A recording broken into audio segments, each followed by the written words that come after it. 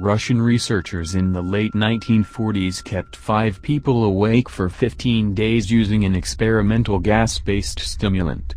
They were kept in a sealed environment to carefully monitor their oxygen intake so the gas didn't kill them, since it was toxic in high concentrations. This was before closed-circuit cameras, so they had only microphones and 5-inch thick glass porthole-sized windows into the chamber to monitor them. The chamber was stocked with books, cots to sleep on but no bedding, running water and toilet, and enough dried food to last all 5 for over a month. The test subjects were political prisoners deemed enemies of the state during World War II. Everything was fine for the first 5 days. The subjects hardly complained, having been promised, falsely, that they would be freed if they submitted to the test and did not sleep for 30 days.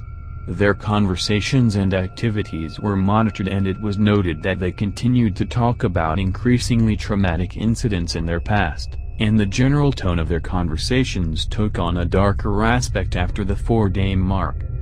After 5 days they started to complain about the circumstances and events that lead them to where they were and started to demonstrate severe paranoia.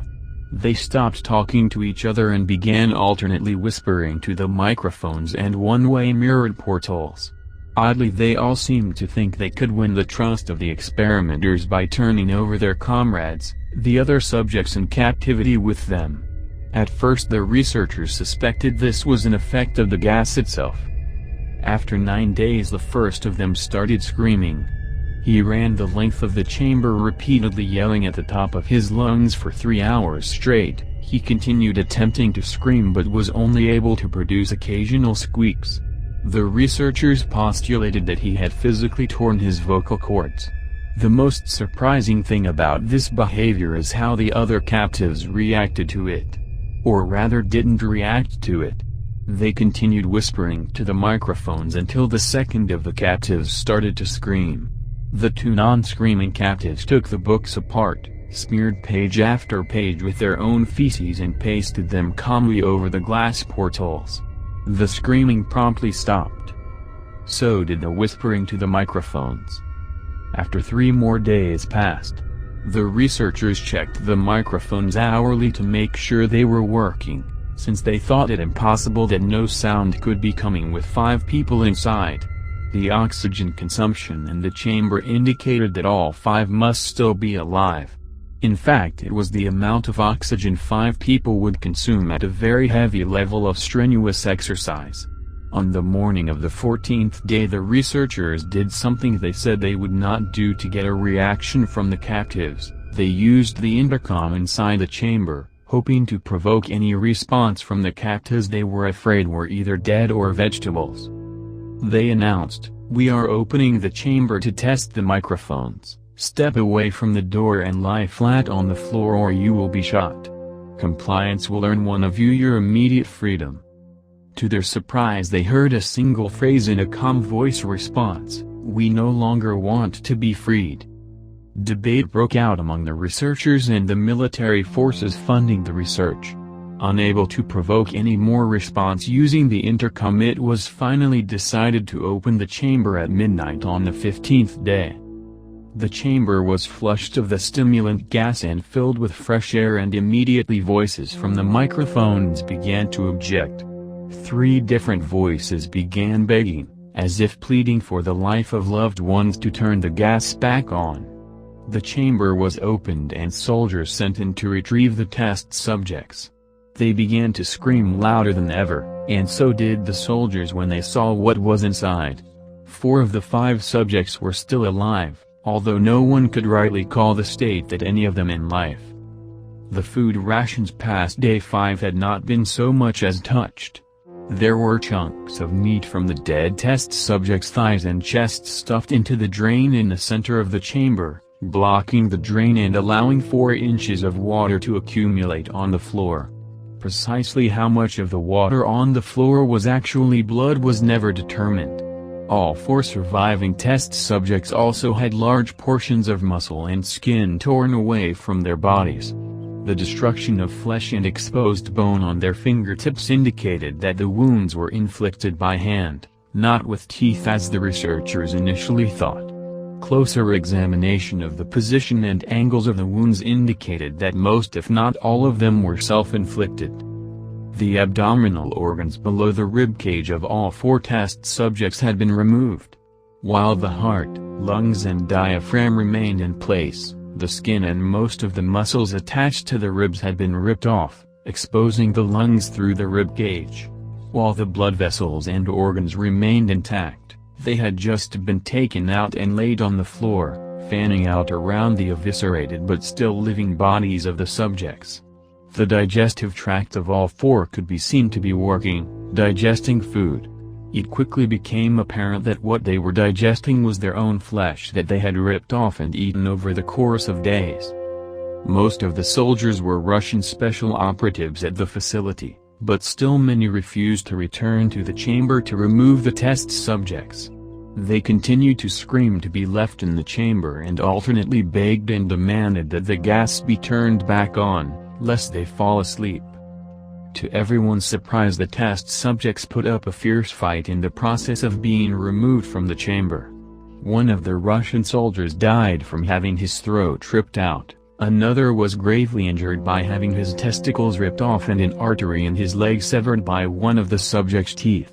Another 5 of the soldiers lost their lives if you count ones that committed suicide in the weeks following the incident. In the struggle, one of the 4 living subjects had his spleen ruptured and he bled out almost immediately. The medical researchers attempted to sedate him, but this proved impossible. He was injected with more than 10 times the human dose of a morphine derivative and still fought like a cornered animal, breaking the ribs and arm of one doctor. When heart was seen to beat for a full 2 minutes after he had bled out to the point there was more air in his vascular system than blood.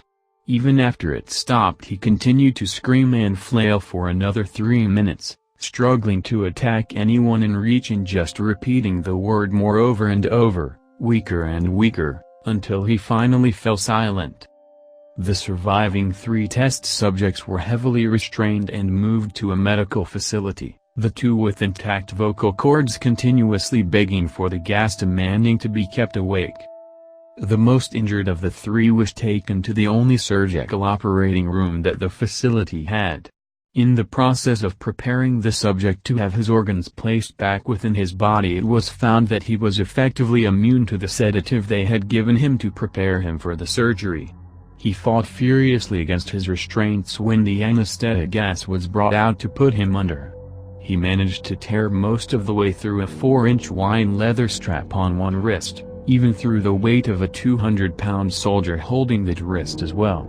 It took only a little more anesthetic than normal to put him under, and the instant his eyelids fluttered and closed, his heart stopped. In the autopsy of the test subject that died on the operating table, it was found that his blood had tripled the normal level of oxygen. His muscles that were still attached to his skeleton were badly torn and he had broken 9 bones in his struggle to not be subdued. Most of them were from the force his own muscles had exerted on them. The second survivor had been the first of the group of 5 to start screaming. His vocal cords destroyed, he was unable to beg or object to surgery, and he only reacted by shaking his head violently in disapproval when the anesthetic gas was brought near him. He shook his head yes when someone suggested, reluctantly, they try the surgery without anesthetic, and did not react for the entire 6-hour procedure of replacing his abdominal organs and attempting to cover them with what remained of his skin. The surgeon presiding stated repeatedly that it should be medically possible for the patient to still be alive. One terrified nurse assisting the surgery stated that she had seen the patient's mouth curl into a smile several times, whenever his eyes met hers. When the surgery ended, the subject looked at the surgeon and began to wheeze loudly, attempting to talk while struggling. Assuming this must be something of drastic importance, the surgeon had a pen and pad fetched so the patient could write his message. It was simple: keep cutting. The other 2 test subjects were given the same surgery, both without anesthetic as well. Although they had to be injected with a paralytic for the duration of the operation. The surgeon found it impossible to perform the operation while the patients laughed continuously. Once paralyzed, the subjects could only follow the attending researchers with their eyes. The paralytic cleared their system in an abnormally short period of time, and they were soon trying to escape their bonds. The moment they could speak, they were again asking for the stimulant gas. The researchers tried asking why they had injured themselves, why they had ripped out their own guts, and why they wanted to be given the gas again. Only one response was given: "I must remain awake." All three subjects' restraints were reinforced and they were placed back into the chamber awaiting determination as to what should be done with them. The researchers, facing the wrath of their military benefactors for having failed the stated goals of their project, considered euthanizing the surviving subjects. The commanding officer, an ex-KGB, instead saw potential, and wanted to see what would happen if they were put back on the gas. The researchers strongly objected, but were overruled. In preparation for being sealed in the chamber again, the subjects were connected to an EEG monitor and had their restraints padded for long-term confinement. To everyone's surprise, all three stopped struggling the moment it was let slip that they were going back on the gas. It was obvious that at this point all three were putting up a great struggle to stay awake. One of subjects that could speak was humming loudly and continuously. The mute subject was straining his legs against the leather bonds with all his might, first left, then right, then left again for something to focus on. The remaining subject was holding his head off his pillow and blinking rapidly. Having been the first to be wired for EEG, most of the researchers were monitoring his brain waves in surprise.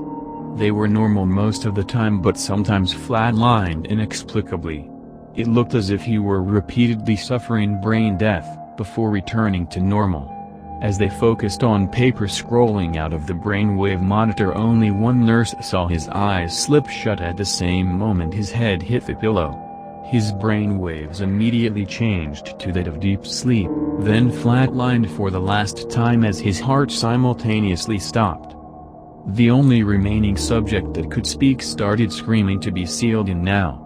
His brainwaves showed the same flat lines as one who had just died from falling asleep. The commander gave the order to seal the chamber with both subjects inside, as well as three researchers. One of the named three immediately drew his gun and shot the commander point blank between the eyes, then turned the gun on the mute subject and blew his brains out as well. He pointed his gun at the remaining subject, still restrained to a bed, as the remaining members of the medical and research team fled the room. "I won't be locked in here with these things. Not with you," he screamed at the man strapped to the table. "What are you?" he demanded. "I must know." The subject smiled. "Have you forgotten so easily?" the subject asked. "We are you. We are the madness that lurks within you all, begging to be free at every moment in your deepest animal mind. We are what you hide from in your beds every night. We are what you sedate into silence and paralysis when you go to the nocturnal haven where we cannot tread." The researcher paused, then aimed at the subject's heart and fired. The EEG flatlined as the subject weakly choked out, "So nearly free."